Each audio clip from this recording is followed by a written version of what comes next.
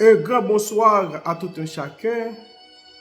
Avant-hier, on a parlé du Père au niveau humain par la naissance biologique dans la première dimension de la paternité. Maintenant, on va parler du Père au niveau humain par la naissance symbolique dans la première dimension de la paternité. Par définition, le Père, par la présence symbolique, n'est pas nécessairement celui qui a donné la vie biologique à l'enfant, mais celui qui assume la responsabilité paternelle par sa présence, son encadrement, son soutien et son rôle éducatif.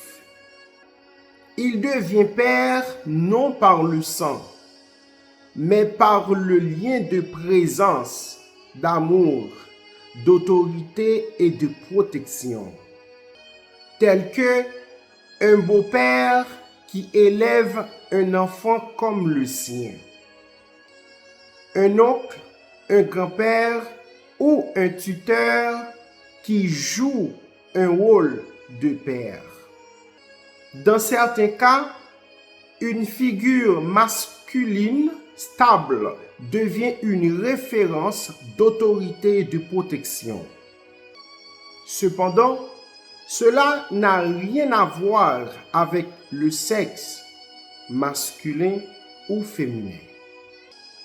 Père symbolique donne orientation, identité et héritage moral ou spirituel.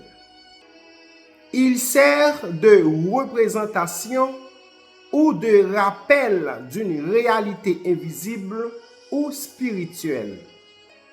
L'appellation donnée à un père ne dépend pas exclusivement du domaine qu'il enseigne à ses enfants.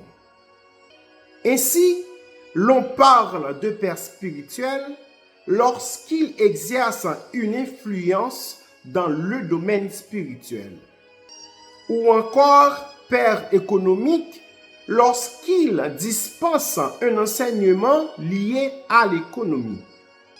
Voici les pères symboliques à travers la parole de Dieu. Selon 2 Rois, chapitre 2, verset 12, Élie était le père symbolique d'Élisée. Et Genèse, chapitre 45, verset 8, Joseph est établi père symbolique de Pharaon. Selon Esther, chapitre 2, verset 7, Mardochée, qui prit Esther comme sa propre fille après la mort de ses parents. Selon Actes, chapitre 7, verset 2, Étienne parle des pères symboliques, des ancêtres d'Israël. Selon Matthieu chapitre 1er, versets 24 à 25, et Luc chapitre 2, versets 27 et 48, Joseph fut appelé père symbolique de Jésus.